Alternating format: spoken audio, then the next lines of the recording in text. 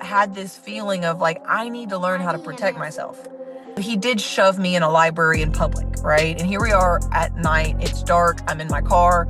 I'm crying. I'm afraid. He's shaking my car. I suppressed that. Like, I completely almost forgot that that ever happened until fast forward in Chicago, whenever I get followed to the Walmart and then I leave my car and go to my car and he follows me to my car, and something snapped back to where I felt like I was in my car hyperventilating, scared from my ex. And it was just like, I swore in that moment I would never feel scared and helpless and like a victim again. And then Alex was like, you got to come to the MMA gym that I'm at. So then I walked into Midwest Training Center, and when I got hit and cracked, it was like, instead of running and being fearful and wanting to like be afraid, I felt powerful and strong, like I could fight back. And there was just something in me in that moment that like healed. And there was no going back. Like, I was, all right, let's do this. I'm in it. I'm in it. Oh, so Reynoso Knows So. That's a sick name, man. Bro, I appreciate that. Went from watching in the stands and watching guys like you and the guys that were like from a generation before me. Whenever I do fight again, I need Christian Reynoso there on commentary. Otherwise, I'm not doing it. What's up, guys, and welcome back to another edition of Reynoso Knows So. Christian here, and I am super excited as today I am being joined by one of the fastest rising bantamweight prospects in all of women's MMA. After an undefeated 6-0 amateur campaign complete with multiple amateur titles and an IBJJF World Championship, she's gone on to amass a sensational 4-1 pro record and is just days removed from picking up her fourth straight win and a performance of the night knockout at FuryFC 119. Please welcome none other than Alivia Yum Yum Bierley. Liv, thank you so much for joining me, friend. Thanks for having me. Long time no see, man. How you been? Dude, I'm doing great. Like I said, before we jumped on live, we're rehashing a little bit. I met you way back in the day in 2022. You were just getting the ball rolling in your amateur career back then. We'll go down memory lane in just a second. Let's go one thing at a time. Like I said, man, you're fresh off the heels of a big win, your fourth straight win, and it's an amazing knockout. It's all over social media. It's gone viral. It's got to feel pretty good. Oh, it feels absolutely amazing. I still got the fight braids still looking fresh, thanks to Fatima, my girl, who braids me up and keeps me looking great in the cage. But yeah, man, this fight was that much sweeter. You know, it was a very tough road getting to that cage. But when it's all said and done, the only thing people really remember or talk about is the outcome, and we got exactly what we wanted out of that. Yeah, if I'm not mistaken, that's your second knockout as a professional, and like an emphatic one at that. Like I said, I wasn't joking when I said it's gone viral. Like I saw it, like I saw it live. I'm a fan, so I was watching live. And then I got to see, yeah, it's all, like on UFC Fight Pass and on Fury and stuff. You've always been known as a well-rounded fighter, but when you start putting people out with those hands, and you get known as, kind of a power striker, do you feel that kind of that impression being made all of a sudden? Shift. For sure. I mean, I think it's I definitely was known more as a grappler.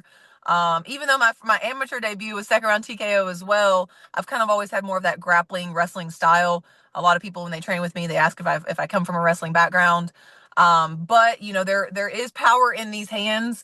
And so, for me, knowing that it just takes one punch to completely change the entire outcome of the fight, it definitely makes me want to stand and bang a little bit, because I don't have to have the cleanest punches, because I know I'm going to have the hardest punches. And I think a lot of people are starting to realize that they have to respect my stand-up game too, and not just be aware of the takedowns. Yeah, and FuryFC does such a good job of making sure that their fighters are getting the proper and necessary exposure to continue growing, not just through the promotion, but putting you guys on UFC Fight Pass. So we've gotten to see your star rise and your name grow.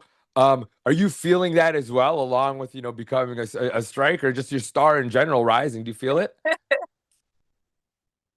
I mean, like, without sounding too cringy a little bit, like there'll be times I'll be at a restaurant, or Get especially cringy, here in get San cringy. Antonio, like in Texas specific.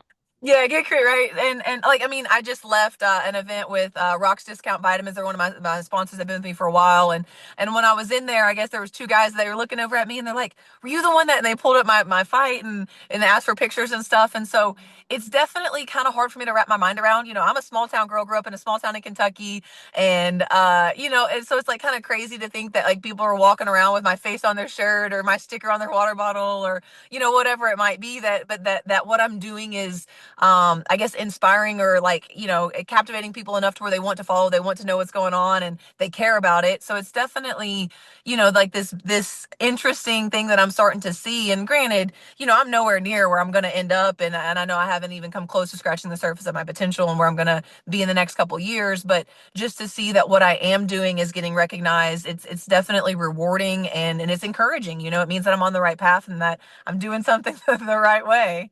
Yeah, and you know what you do? I'm gonna glaze you up real quick because it's like it's a difficult balance, I think, especially maybe I'm gonna say especially for females that do such a good job of creating a brand as well. And to balance, recognition for performance and being, the fighting at the same time while growing that brand and not necessarily being known more for the brand than the fighting. It's a Yeah. challenge, and I know it's a concern for some fighters. It looks like outside looking in, like you do a good job of it. How do you keep that balance going? Well, for me, because I understand, like I came from a background in sales and marketing, and like I understand that, like in honest opinion, like UFC is probably 51% business and 49% competition, right? So there's like this marketing element to it, and it doesn't matter how good of a fighter you are if nobody knows that you're a good fighter, right? So I always, for me, it's like I get to live this, like I don't want to say double life because it's not necessarily the right way to put it, but almost like I get to have this alter ego that is Yum Yum and it's like this brand and it's fun and it's exciting and because it's like I enjoy being able to be the fighter that the women and kids that are at the fight because their husbands or dads want to be there, that they're like, oh, I like her outfit or I like her hair, and they might not know anything about fighting but they like the style, and that and so being able to grow like a fan base like that way is also super encouraging. But I think in terms of like, for me, I have to keep the main thing, right? Because none of the branding or any of that stuff matters if I'm not winning fights. So, every day it's kind of like I prioritize making sure that I get my training in, my meals prepped, like that has to come first. And then once those things are taken care of, then we fill in the rest of our time with networking, marketing, branding and things like that. And I'm very lucky that I enjoy both sides of it. I love the training. I love, the conditioning. I love all of that. But I also enjoy like creating this brand and watching it grow and seeing, just thinking up new ways to come up with crazy designs or things that stand out and set me apart from the other talented fighters. Yeah, and you mentioned like obviously if you're not getting the wins, like at the end of the day, none of it's gonna matter. And one thing I wanted to touch on, I'm a lot older than you, so I'm an OG man. I see the certain times I'll see an OG's name come up and it catches my attention right away. So I'm gonna take it back to your home gym. I see you training with a real veteran, a UFC vet, and Pete Spratt, somebody whose name I saw and I was like, oh shit, Pete Spratt, like that. It is a kind of fighter and name that evokes those sort of emotions and like the real like For the day ones like myself, I like to say. So sure. let's talk about what you guys got going on at the gym because clearly you got a winning formula coming together. Absolutely. So, the fight that I had when first met you back in 2022, I was actually living in Dallas at the time. So I'd already made my transition to Texas, but I didn't know kind of like where I was going to end up. Shortly after that fight, very shortly after that fight, I got relocated to San Antonio and felt very lost because, finding a gym is not always the easiest thing, especially finding the right gym for you. But my coach up in Dallas, it was like, hey, you should go check out this, Pete Spratt. And they had known each other. So I walk into the gym and Pete Spratt is an intimidating human being, right? He has this like just look about him. And like it's almost like he was, even though I was going to be coming there and paying money, it was like kind of like I had to try out to see if I was worth his time or attention, right?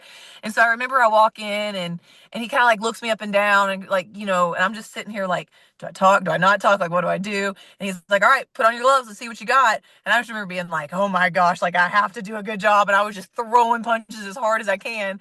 And like, he pretty much was like, I don't want to like paraphrase or like say, take words out of his mouth or whatever, but it was something to the extent of like, I've got a lot of work that I need to do, but I've got power so he can work with me or something like that. And so from then on, I've made it my focus. And part of one of the big reasons why I chose him is because I knew that my striking was my greatest area of opportunity at the time.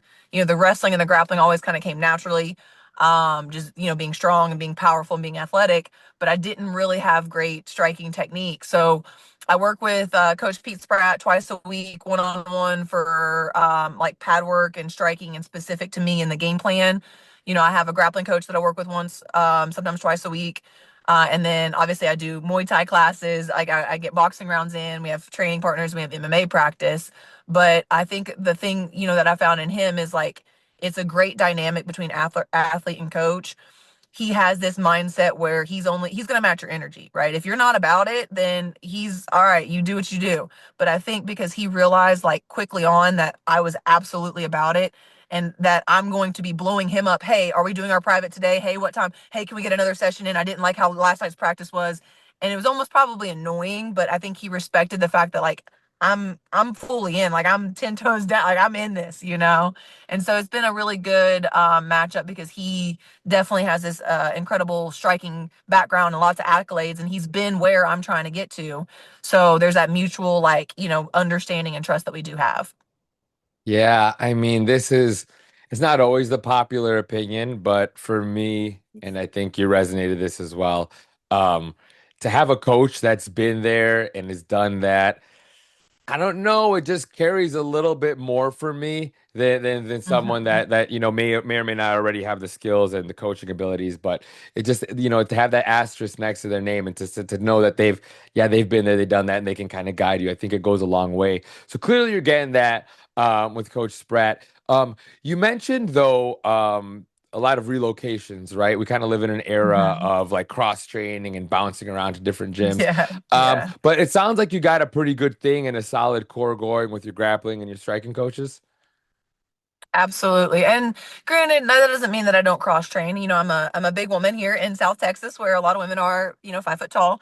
So I work a lot with the guys and the guys that are maybe a little bit bigger than me, and that kind of mitigates me being big, strong, and powerful and relying on that because I think early on in my career I did. Now I'm evolving to where I can rely on my technique and my skill set just as much as my athleticism. But I do train with larger men that are higher belt levels than me and maybe been doing it longer than me. And then that way I'm kind of put in the situation where I have to be very technical, very smart, very skilled. But then I also get opportunities where I get to go maybe cross train at other gyms. I've been out to Houston a couple times. I've cross trained in Austin, several different locations. There's a couple girls that maybe train at other gyms that will come to me, or I'll go like help boxers get ready for boxing fights, especially if I'm getting ready to fight someone with a boxing background.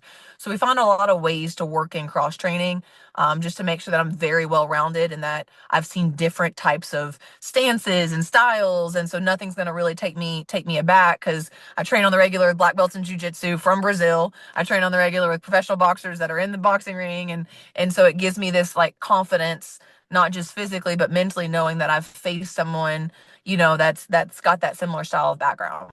Yeah, yeah, and you touched on evolution.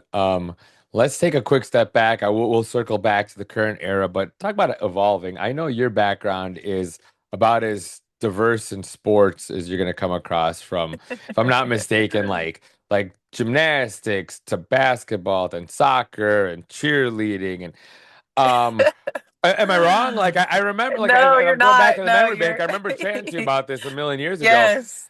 and it stuck with me because I was like, damn, this girl's done it all. And like you settle on, or not settle, but like you find your home, better said, in Yep. fighting. Um, if I think it was Rhonda that probably had something to do with like that decision or bringing your attention to it. Yeah, But for let's sure. quickly talk about the evolution of Live to Yum Yum, uh, the current I guess, state of affair for you, and how or what, if anything, stands out to helping get you to this point. Yeah, like you said, I mean, I did gymnastics. I think that gymnastics was like the first thing that I did. I was just shy of 3 years old. My mom put me in like a little tiny tot tumbler class, and I really took off in it. I just excelled. And it was something that kind of was like one of my first things that I felt was like a natural God-given, like I was a very good gymnast. And granted, I put in a lot of work, but there were other girls that trained as hard as me, and I just picked things up quicker. So that was something that I did all the way up until like high school. Had an injury, and it stunted my growth, so at that point in time, like, I hadn't really gone through puberty yet. I was still pretty short. And when I got injured and stopped training, I started to grow. Well, both my parents played college basketball. I'm 5'7". I'm the shortest one in my family. We thought I was going to keep growing, so I started playing basketball, and I really started to pick up with that, and it was like a new thing. And I was behind. I was definitely behind the curve when I first started. So, taking some time to do that, like, it was a challenge to where it's like, all right, I went from never playing to now I'm starting. Now I'm the leading scorer. Like, so it just gave me like room to grow and learn more about the team, working with a group of people, working with a team, like developing leadership and things like that. I played soccer in high school, ran track, had several records from outdoor track and field, and lots of accolades there. And so that was, a really enjoyable sport for me. But then whenever I went to college, I played basketball. And I had a bad injury, playing basketball, ended up not finishing all three. I played 3 years of basketball, and then I transferred universities, kind of was like in this, I had some heartbreak just through basketball and things that not working out and injuries and coaches and so finally, I switched over and I cheered. I'd never cheered throughout high school, but I had gymnastics background. And again, like, love challenges. I'm able to figure things out. And so I ended up walking on and getting a place on the cheer squad, and went to nationals, made national team and everything like that. Wasn't like the biggest fan of cheerleading. It really didn't fit. Like, I did it, and I learned a lot, and there were some good things out of it, but it really wasn't like my favorite sport, or it was my least favorite sport, to be quite honest.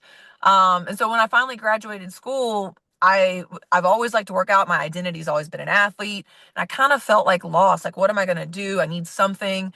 I'd been really competitive at work, but I just needed kind of like an outlet. And so I remember during the pandemic, right before things shut down, I was like, I'm gonna do a bodybuilding show. Like, I have all this muscle. I work in a gym. I can do this. And so I started prepping for a bodybuilding show, and then the world shut down. The gym shut down. Nobody was competing in bodybuilding. That was on pause. And so at that point, I kind of was in this, like, I don't know what to do. Like, I don't really have access to the gym. Um, Long story short, I got followed throughout a Walmart, late at night one night to my car. And I just like had this feeling of like, I need to learn how to protect myself. And so that quickly turned into, paying for a private one-on-one, kickboxing lesson, self-defense. And then in March of 2021, I joined an MMA gym. Showed up, the very first day I showed up was Saturday sparring, open mat sparring. And Rachel Martinez cracked me with a kick, and I got hit. And instead of like wanting to run away or like be fearful, I was like, all right, like, let's bite down. Like, I'm ready. And I start coming back at her. And granted, I'm bigger than her, but just being able to like not be afraid and like face adversity and quite literally get smacked in the face and be able to like respond appropriate with a fight. I fell in love. Like, I was hooked. There's no going back.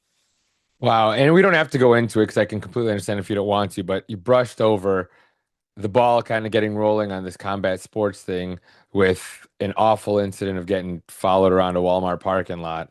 And then you decide, I need to take action in my personal life. Yeah, and so to be fair, like, the first situation happened when I was in college. I dated a, football player. It was a very toxic relationship. Neither one of us were perfect, but he cheated on me. I broke up with him, and he didn't want to end the relationship. So he would always sit in the library because I was a tutor. And one day he was like, I was ignoring him. I wanted out, and he grabbed my phone, and I went to try to get it back, and he shoved me, and I fell over the table, and it, like, the librarians called the cops. It was like a huge thing, right? And back then, like, I was embarrassed, and I didn't press charges, and I don't, it was just, it felt embarrassing. And I think, like, I somehow blamed myself for what had happened. Because everybody told me it was the bad relationship, and I wanted to prove them wrong. And so when I didn't press charges, a couple nights later, he had followed me off campus in his buddy's car, and I realized that a car was following me. So I ended up trying to like detour and lose this car, and end up in, like, I'm in a small college town in Kentucky, end up in a dead end alleyway, and he's like beating on my window. Like, I'm just trying to talk. I just want to talk to you. And in that moment, like, and I'm not saying that he would have hurt me, but he did shove me in a library in public, right? And here we are at night. It's dark. I'm in my car. I'm crying, I'm afraid. He's shaking my car. He's a big guy. And I just like remember feeling terrified in that moment. And almost to the point where like I suppressed that. Like I completely almost forgot that that ever happened until fast forward in Chicago, whenever I get followed to the Walmart and then I leave my cart and go to my car and he follows me to my car and I'm sitting and nothing happened. I made it to my car and but he was absolutely following me. And I just remember grabbing my car wheel and I'm just like hyperventilating, scared.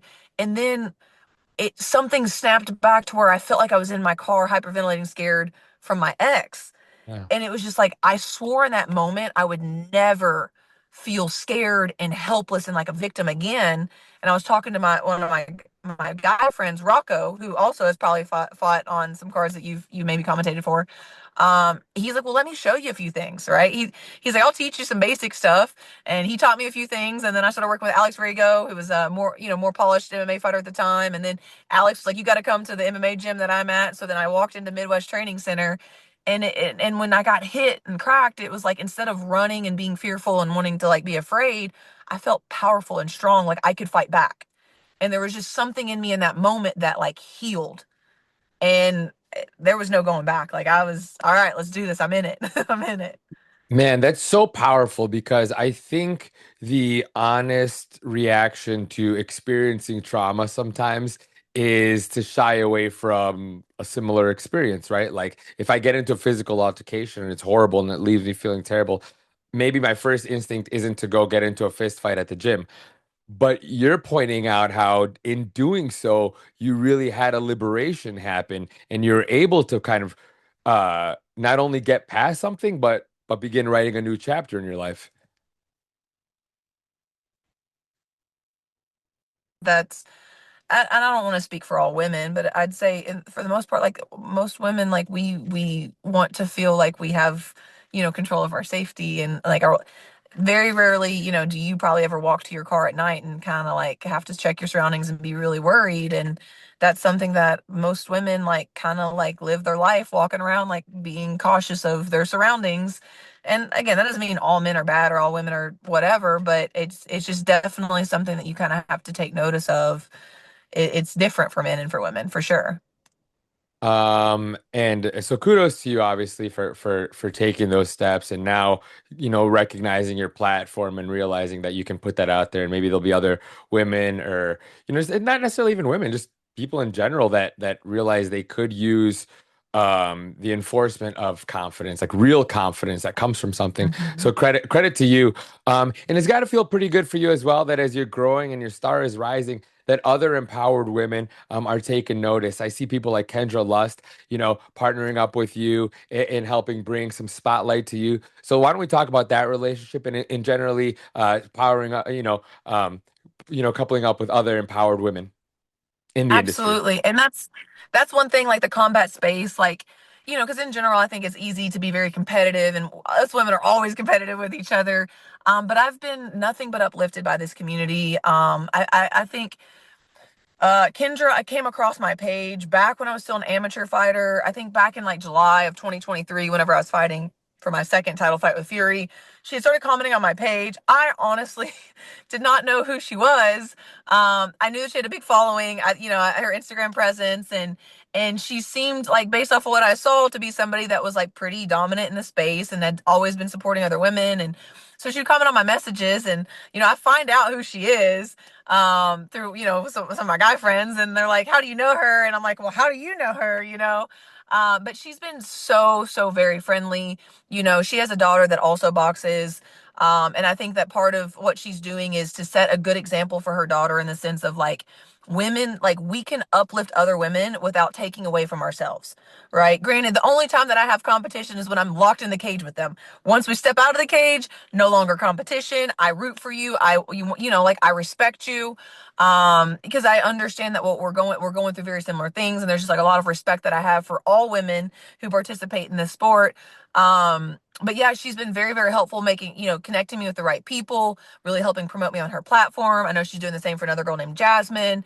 And she's basically just told me like anything that I need. Like she like because I told her like I quit my job for this. Like I appreciate like your sponsorship because she's helped me out with my branding, with with financial backing, with marketing, with making the right connections, and she definitely has a lot of connections from being in the sport, and she's got other fighters like Misha Tate and stuff like that that she's willing to introduce me to. So I feel like I have a very strong support system, not only in her, but in all the people that she's brought into my life. And, we're kind of working on a thing with Venom right now. So I'm really excited for that. And, she's like, if you ever go to Vegas, like, I got you, like, I'll help you find, this and that. So I definitely feel very, grateful to have that because she's definitely a very good resource to have. She's been very, very sweet, like very down to earth, like messages me back, like sees my, she could very easily be like, I don't she doesn't need me. We'll just say that, right? Like it's not that she needs me for anything. She's just doing this out of the kindness of her heart, and I have a lot of respect for that. And I'm excited to meet her one day. Yeah, don't sell yourself short because I'm sure, just having somebody like yourself that's growing in the sport and looking to be a positive influence just on women and people in general. People want to be a part of that, so why not want to be a part of the Yum Yum movement, right? Um, so here we are in 2026. If I read properly in some notes, you got inspired by Rhonda back in like 2014, right? Like when she was making Yep. waves. So here we are in 2026. Um, you're deep in the mix of being a professional fighter. Rhonda's back and is officially one of your peers. I don't know. Have you thought about that? Like legit, Yeah. like y'all are. Yeah. And have you so do you reflect on that sort of thing? Like, I mean, you guys fought on the same weekend.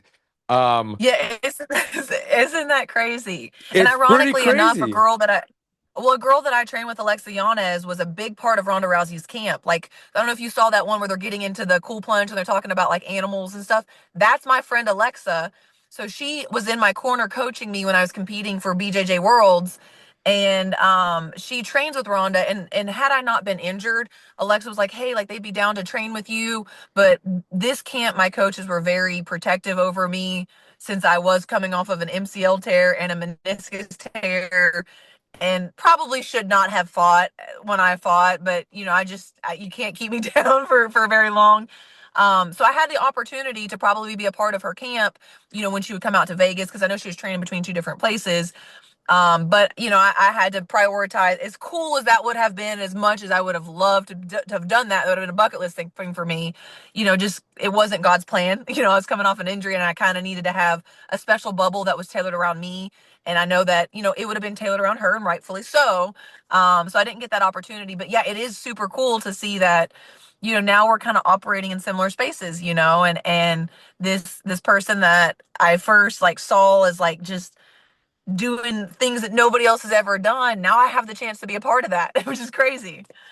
Yeah, it's wild how the world works, right? Like one of It my is. favorite quotes is life's weird, It's just Life life's is weird. weird, dude, man. Life's weird. So you're 4-1 now. You got two incredible knockouts under your belt. What sort of trajectory do you see for yourself? Like, maybe chase that pro title at FuryFC, things like Contender Series, the Ultimate Fighter's back. I know they've got is it strawweights coming up in this season, but you never know. Yeah. Um Yeah. MVP is around. They like we just talked about Ronda. They've got ladies on the card. Yeah. What would you love to see in your future? Let's talk about it. Yeah. So first, right now I think I always have two lenses, like what's directly in front of me and then what's on down the road. Directly in front of me, we're in the works of setting something up for mid-July. So be on the lookout for that. It would be with Fury. To my understanding, I don't think it's a title fight, but it's an opponent that, there's been some unfinished business with in the past. And so I don't think that this is an opponent that they necessarily want to make a title fight, but it's an opportunity to get back into the cage. I've already prepped for this person. So, we're looking to lock that in because another highlight reel finish gives me time to be on the Contender Series in August, September, October, right? So fighting in July, it gives me another win, puts me in a 5-fight win streak. That would be a great 3 knockout, 5 wins type situation. And so the Contender Series is obviously like one goal or one avenue for me to get in. But I try not to get too hung up on logistics. I would love to have a chance to be. I was Fury's bantamweight AMI fighter, undisputed 3 times. I would love to have that same opportunity with Fury for the professional title. But if the UFC comes first, or yeah, and granted, the UFC has always been the goal. But I do see that there are other promotions that are rising. And so I think it's just kind of being aware of what is the best opportunity for me, and for me to build my brand, and to like not just win fights but leave a legacy, and I would love to be a household name. I'd love to be like up in there in the mix with Ronda Rousey, Gina Carano, and all of the legends, the goats. So I'm not. I think that there's potential avenues, that I could go down, and I'm trying not to get too laser focused on one and that I don't see other opportunities, because I definitely, things change. And right now the UFC is number one and taking over the space. I don't know, if that's ever going to change, but I'd be crazy to say I'm only ever going to do one thing and not take advantage of other opportunities. Yeah. Life's weird. Life's weird. Life's weird. Yeah. Um, Gina and Rhonda obviously have inspired countless women, yourself included. Um, but you operate in the same space right now, but truly you are that new generation. And as that torch gets passed, is there anything that you'd like to focus on passing on, or maybe to inspire this next generation of girls or youngins? I'd say specifically women, but just this Yeah. this generation that's going to be looking up to Yum Yum on TV or on social media. Yeah, absolutely. So, yeah, I think the biggest thing for me is it's bigger than winning fights, right? I think that there's a certain level of influence and recognition that you're given, when you do anything at a high level, right? And I think that for me, like, it started off as like I want to win. Well, it started off as I want to be able to protect myself, and then that turned into I like winning fights and beating up girls, and then it turned into like the aftermath of people coming up to me and wanting, like, saying that they've been inspired, or asking me my story or sharing their story, and like the opportunity to meet people that maybe I never would have come across, or paths never would have crossed had it not been for that moment. And like there's no greater feeling than someone being able to like to come up to me and tell me that my journey or my words or my like things that I've opened up, because I've opened up about a lot of things on podcasts that for so long I was afraid to talk about because it doesn't fit this picture perfect, I have this great, amazing life and everything's been so easy for me. It doesn't fit that Instagram, that Instagram perfect reality.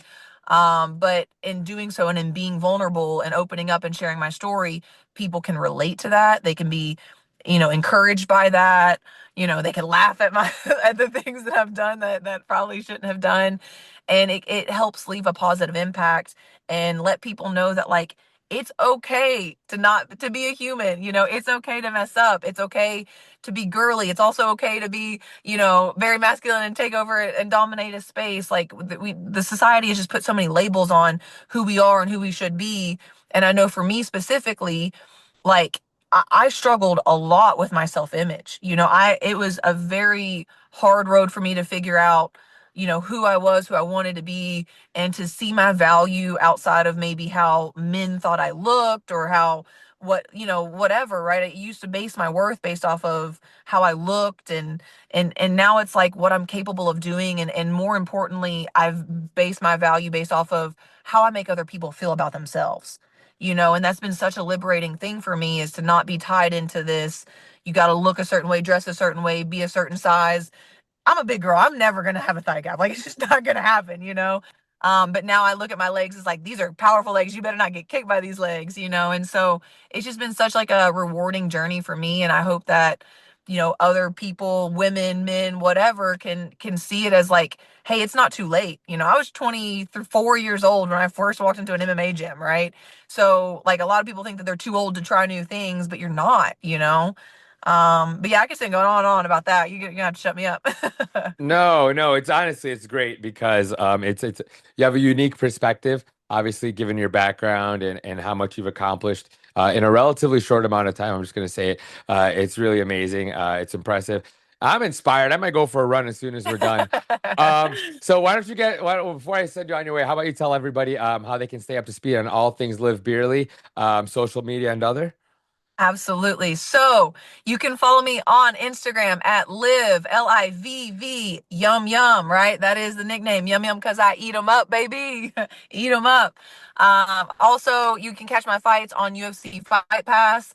Next one's looking like it's going to be in mid-July. So as soon as the contract gets signed, I will fully update you guys on that. You'll get that poster. Other than that, I have Facebook. That's mainly to let my family know I'm alive. But live yum yum, live with 2 V's on IG, and you'll definitely stay up with the latest. Liv, thank you so much. Like I said, I've kind of been able to keep an eye on you through social media over the last few years, and it's really been a pleasure to watch you grow. Not just as a fighter, because obviously, say you knock people out, it's freaking dope. But you always seem to carry yourself with a really positive image, a respectable image, and I think that that speaks volumes about you as a person, and it makes me want to be just that much of a bigger fan. So, fight fans, make sure you stay up to speed on all things Liv Bierley. Get up to speed on her social media, IG, as she eats up the competition and continues to climb the ranks. FuryFC on UFC Fight Pass, and we'll be in touch. I hope to talk to you soon, Liv. Sounds good. Thanks so much.